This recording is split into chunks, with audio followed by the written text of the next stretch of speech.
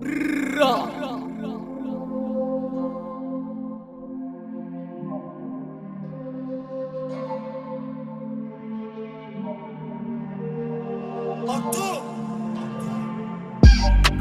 dolu içim keke. Bank göründüğüme bakma. Sağa sola dağılacaksın ya da Temmuz'da boğulacaksın. Özlem dolu içim keke. Bank göründüğüme bakma. Sağa sola dağılacaksın ya da Temmuz'da boğulacaksın.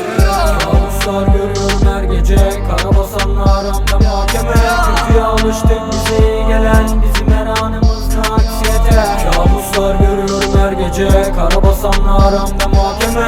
Kötüye alıştık, bize iyi gelen bizim her anımızda aksiyete. Güvenim yok insanlara dostum. Herkes oyunda ama kolları bozuk. Ne çeşitli insanlar tanıdım. 18 seneme neleri sığdırdım. Bizi arıyorlar, ne olup bitiyorsa bizden biliyorlar. Her şeyimizi gözününe seriyorlar. Tanrı diyor bana rap yap, kaderin o. Annemin duası benimle. Görüyor çektiğim tüm çileyi elimle. Her gün ayrı bu kuat, her gün mesele. Her adımımda kırsam da seviyor içten içe. Bizi ayıramadılar yine de kardeşim. Gözümü kapattığımda dip dibeyiz. Yaşadıklarımız bir dakikaya sığmaz. Haber vermeden gidene yol sorulmaz. Özlem dolu içim keke. Bank göründüğüme bakma. Sağa sola dağılacaksın ya da Temmuz'da boğulacaksın. Özlem dolu içim keke. Bank göründüğüme bakma. Sağa sola dağılacaksın ya da Temmuz'da boğulacaksın. Kabuslar görüyorum her gece. Karabasanla aramda mahkeme. Kötüye alıştık, bize iyi gelen bizim her anımızda aksiyete. Kabuslar görüyorum her gece. Karabasanla aramda mahkeme. Kötüye alıştık, bize iyi gelen bizim her anımızda aksiyete. Sana soran olursa de ki yok o.